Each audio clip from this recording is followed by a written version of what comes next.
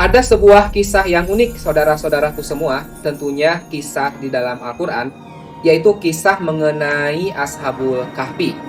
Kita tahu bahwa Ashabul Kahfi ini memiliki seekor pengikut dari golongan hewan yang bahkan hewan ini dijanjikan untuk masuk surga. Ya, bukan seorang, seekor anjing yang selalu mengikuti dan menjaga para pemuda Ashabul Kahfi ini. Nah, sampai sekarang ya, sampai saat ini kita tahu umumnya orang menganggap nama dari anjing tersebut adalah Kitmir. Nah, ternyata kalau kita telusuri dari risalah-risalah dan keterangan yang kita dapatkan, termasuk yang saya dapatkan di dalam kitab yang berjudul Al-Bidayah wa An-Nihayah, ternyata kisah mengenai anjing tersebut, khususnya namanya itu bersumber bukan dari hadis dan keterangan yang sahih. Jadi nama anjing tersebut adalah Kitmir, ternyata bersumber dari cerita-cerita Israiliyat. Dan ini dituliskan oleh Al-Hafidz Ibnu Katsir di dalam sirahnya Al-Bidayah wa An-Nihayah. Nah, akan tetapi, saudara-saudara semua, yang uniknya, berdasarkan temuan dari tahun 1800 Masehi ke sekarang ya, ke sini, ternyata kalau kita melakukan analisis komprehensif terhadap gaya penulisan Al-Quran di dalam mushaf, khususnya mushaf yang sudah ditingkatkan, yaitu dari mushaf Utsmani dengan gaya penulisan sekarang, khususnya gaya penulisan yang mengacu pada penerbitan atau cetakan dari Madinah, ternyata Al-Quran tersebut telah memberikan isyarat bahwa jelas-jelas nama anjing tersebut adalah Kitmir. Nah, saudara-saudara semua, yuk di beberapa menit ke depan kita coba gali dan bahas cerita mengenai kisah Ashabul Kahfi ini, yang di dalamnya tentunya ada penjelasan bagaimana Al-Quran memberikan isyarat kepada kita semua, ternyata memang namanya anjing tersebut adalah Kitmir. Yuk, Ikhwan dan Akhwat semua, kita mulai penjelasannya.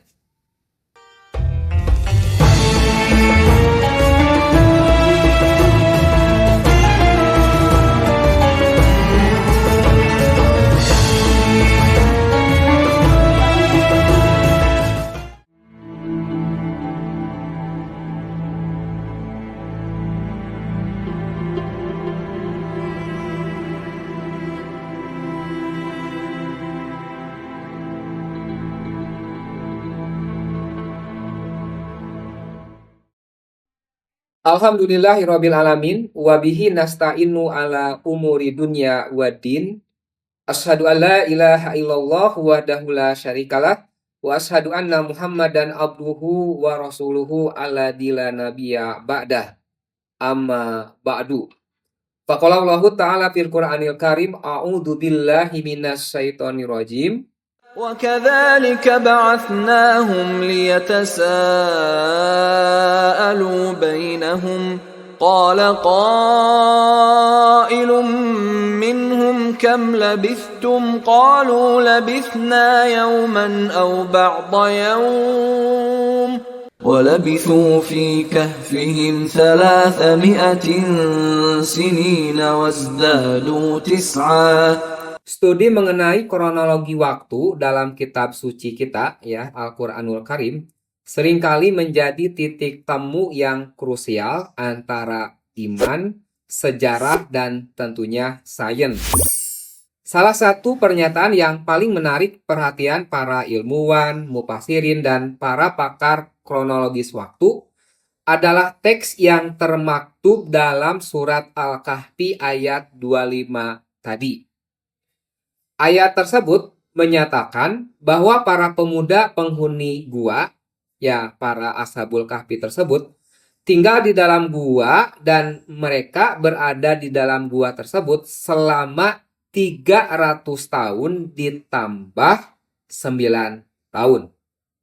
Struktur penyebutan angka yang tidak lazim ini, yaitu tidak langsung menyebutkan 309, melainkan memecahnya menjadi 300 ditambah 9, ini benar-benar telah memicu penelitian yang mendalam mengenai kemungkinan adanya fakta sains yang tersembunyi di balik redaksi tersebut.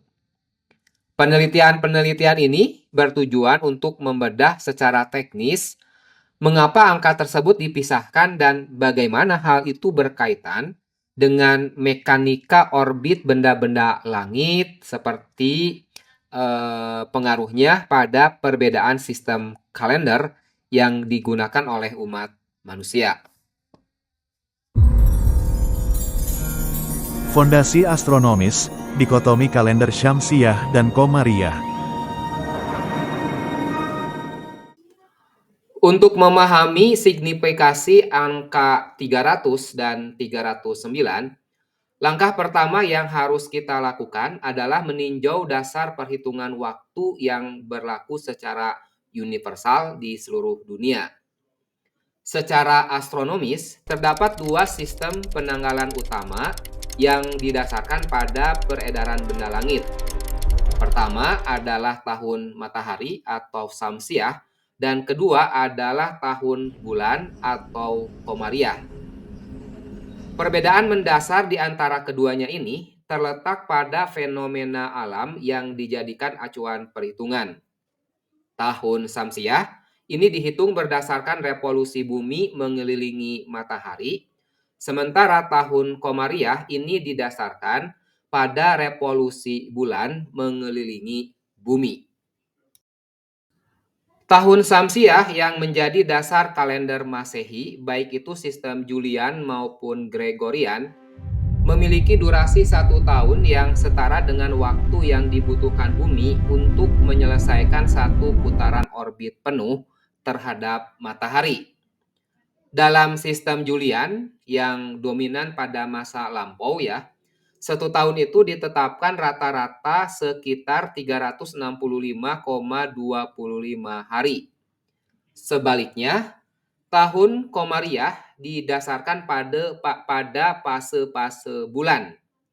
1 bulan sinodik, yaitu perjalanan bulan dari bulan baru ke bulan baru berikutnya.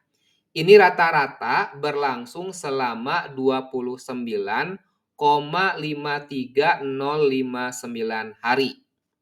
Dengan demikian, 12 bulan dalam 1 tahun, maka 1 tahun Qomariyah memiliki durasi sekitar 354,367 hari.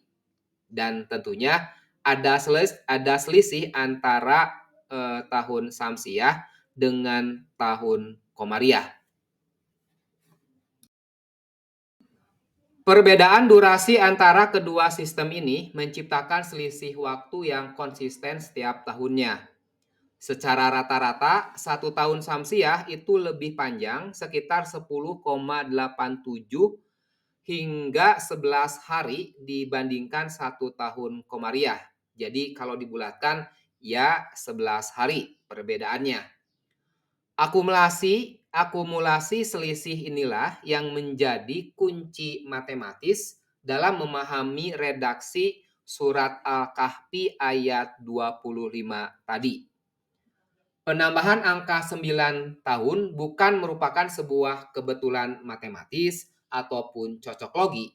Ini melainkan sebuah fakta nyata hasil konversi presisi antara dua sistem waktu yang berbeda selama rentang waktu 3 abad. Kang Legend dulu sempat berpikir, hidupnya bakal terus dibayangi rasa sesak dan cemas karena GERD. Setiap malam terasa panjang, dada panas, napas sesak, dan sulit tidur nyenyak. Tapi bukannya menyerah, ia mulai mencari tahu akar masalahnya. Sedikit demi sedikit, ia ubah cara hidupnya, pola makannya, bahkan cara berpikirnya. Hingga akhirnya ia benar-benar bebas dari GERD. Dan yang luar biasa, sudah bertahun-tahun tanpa kambuh. Semua pengalaman dan langkah nyata itu kini ia bagikan lewat e-book Tips Bebas dari GERD. Kalau kamu juga ingin lepas dari rasa sakit dan cemas yang sama, klik link di kolom deskripsi sekarang. Karena kalau Kang Legend bisa sembuh, kamu juga pasti bisa. Eksplorasi linguistik, diferensiasi makna sana dan am. Keajaiban informasi dalam surat Al-Kahfi tidak hanya terletak pada ketepatan angkanya saja, seperti yang telah tadi saya tunjukkan, tetapi juga pada pemilihan kata atau diksi yang digunakan untuk merujuk pada satuan waktu tertentu. Al-Quran secara konsisten menggunakan dua kata yang berbeda untuk mengartikan tahun, yaitu sanah berbentuk tunggal, jamaknya adalah sinin, dan kata am. Meskipun dalam bahasa Arab umum keduanya sering dianggap sinonim ya, analisis linguistik Al-Quran menunjukkan adanya fungsi semantik yang sangat berbeda dan ini berkaitan erat dengan fakta sains dari kalender. Kata sanah memiliki akar kata sana, sin, dan nun yang secara harfiah berarti berkilau, bercahaya, atau kilatan cahaya. Makna ini secara langsung merujuk pada sifat matahari yang merupakan sumber cahaya utama. Oleh karena itu, para pakar linguistik Al-Quran berpendapat bahwa kata sanah digunakan untuk merujuk pada tahunan Samsiah atau pada tahun yang berbasis pada peredaran matahari. Dalam surat Al-Kahfi ayat 25 tadi, kata yang digunakan untuk menyertai angka 300 adalah sinin, bentuk jamak dari sanah. Hal ini memperkuat indikasi bahwa angka 300 tersebut memang dihitung berdasarkan standar matahari. Selain itu, secara kontekstual, Al-Quran sering menggunakan kata sanah untuk menggambarkan periode waktu yang penuh dengan kesulitan, penderitaan, atau perjuangan fisik. Seperti masa tinggal para pemuda di dalam gua, dalam keadaan tidur panjang, atau usia biologis manusia yang sering dikaitkan dengan siklus musiman matahari. Nah, sebaliknya, teman-teman, kata am ini berasal dari akar kata yang berkaitan dengan gerakan yang mengalir, berenang, atau beredar secara lembut. Istilah ini dianggap lebih umum digunakan untuk merujuk pada tahun Komariah atau tahun dalam konteks kalender keagamaan dan kemudahan. Dalam Al-Quran sendiri, kata am seringkali muncul dalam konteks tahun-tahun yang membawa kesuburan, kemakmuran, dan kelegaan. Perbedaan ini terlihat sangat jelas dalam surat Al-Ankabut ayat 14 mengenai masa hidup Nabi Nuh alaihi salam. Beliau tinggal di antara mereka 1000 tahun dengan menggunakan kata sanah, kurang 50 tahun dalam kata menggunakan kata am. Penggunaan dua kata berbeda dalam satu ayat ini merupakan bukti tak terbantahkan bahwa sanah dan am bukan sekadar variasi kata, melainkan satuan waktu yang berbeda.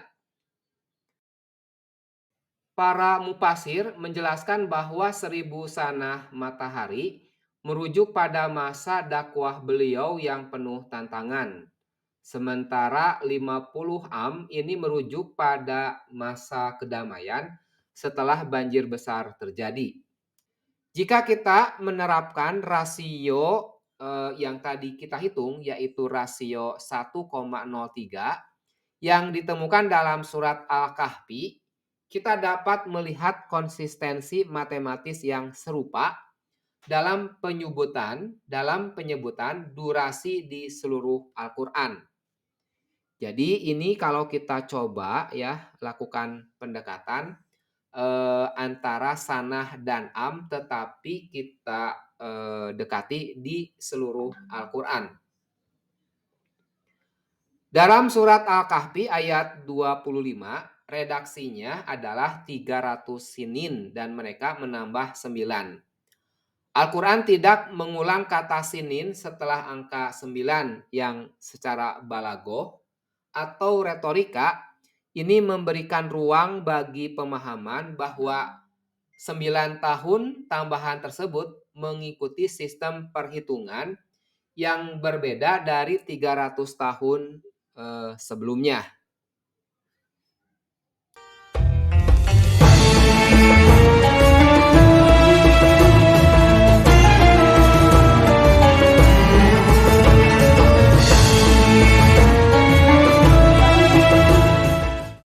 Jadi Ikhwan Fillah semua, alhamdulillah tadi telah kita jelaskan dan sampaikan mengenai mukjizat yang ada di dalam Al-Quran ya. Khususnya mengenai pembahasan 300 tahun atau 309 tahunkah ya waktu para pemuda Ashabul Kahfi ini tertidur. Dan kita telah bisa menjelaskan bagaimana rahasia matematika yang tersembunyi dalam surat Al-Kahfi tersebut. Ya, kita telah menjelaskan bagaimana pondasi matematis dan astronomis ya mengenai kalender Syamsiah dan Qamariyah. Lalu kita juga telah menjelaskan bagaimana penjelasan dari sisi linguistik ya. Kita tahu diferensiasi makna sanah dan am. Dan dua-duanya ini memberikan kepada kita pemahaman jelas bahwa isyarat-isyarat yang ada di dalam Al-Quran ini menjadi bukti nyata bahwa Al-Quran telah berbicara jauh sebelum teknologi dan ilmu pengetahuan berbicara mengenai perbedaan antara kalender Syamsiah atau kalender Masehi dan kalender Qamariyah ya. Nah, di kesempatan selanjutnya ya, di video selanjutnya insya Allah kita akan melanjutkan pembahasan kita mengenai mukjizat dari ayat yang ada pada surat Al-Kahfi ini ya, tentunya berhubungan dengan kisah Ashabul Kahfi ini.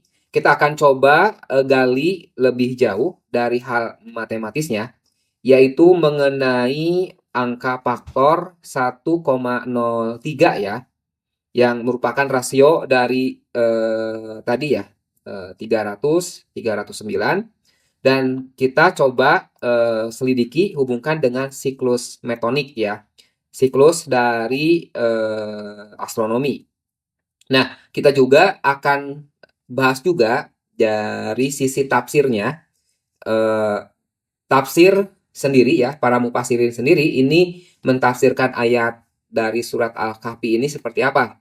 Kita akan coba gali dari kitab-kitab tafsir klasik, misalkan Imam Ibnu Katsir, Imam Al-Qurtubi, dan kita juga melihat dari perspektif tafsir modern ya, misalkan tafsir Al-Misbah, Al-Ajhar, ataupun mungkin dari tafsir As-Sahrawi. Nah, kita juga akan mencoba menggalinya dari konteks sejarah global. Bagaimana cerita mengenai Ashabul Kahfi ini dari tradisi-tradisi di luar Islam, misalkan dari Nasrani ataupun Yahudi. Nah, teman-teman, jadi itu yang bisa saya sampaikan di video kali ini. Mudah-mudahan bisa bermanfaat dan bisa kita jadikan sebagai media untuk kita mampu mentadaburi Al-Quran jauh lebih baik ya. Sekian teman-teman semua, saudara-saudara semua. Wabillahi taufiq wal hidayah. Wassalamualaikum warahmatullahi wabarakatuh. Selamat berjumpa kembali.